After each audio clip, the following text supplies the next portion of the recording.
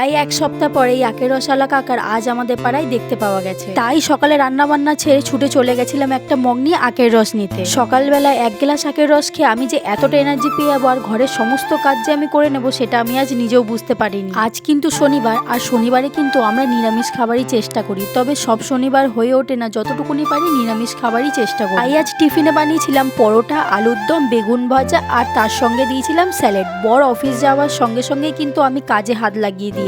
গরমকালে কিন্তু ফ্যান থেকে হাওয়া না আসার একটাই কারণ, সেটা হচ্ছে ফ্যানে অতিরিক্ত ময়লা জমে যাওয়া। এই ময়লাটাই দিনে দিনে বেড়ে কিন্তু ফ্যানের থেকে হাওয়া উড়ে যাচ্ছে, আর সেটাই আমরা ভেবে উঠতে পারি না ফ্যানের হাওয়াটা যাচ্ছে কোথায়। ফ্যানটা পরিষ্কার করার পর যখন আমি ফ্যানের হাওয়া খেতে বসেছিলাম তখন আমার মনে হচ্ছে আজ আমার ঘরে মনে হয় নতুন ফ্যান লাগানো হয়েছে। যাই হোক, আজ কিন্তু সকাল 7টা থেকে উঠে একভাবেই কাজ করে যাচ্ছি, আর এখন দেখো 12টা বাজতে যায়, আর কিছুক্ষণ পরেই আমাদের জল এসে যায়। আমি কিন্তু ঘরটা ঝাড় দিয়ে মুছে নিচ্ছি। কিছুক্ষণের মধ্যে কিন্তু আমি অবন্তিকাকে নিয়ে স্নানে চলে যাব। আর অবন্তিকা এখন যেহেতু ওর এত শরীর খারাপ, ওকে ডাক্তারখানা থেকে কালই আমরা দেখিয়ে নিয়ে এসেছি, এখন কিন্তু ওকে গরম জলে স্নান করাচ্ছি। আর ওকে কিন্তু আমরা কোনো ওষুধই খাওয়াতে পারি না। চলো দেখা হচ্ছে পরে একটা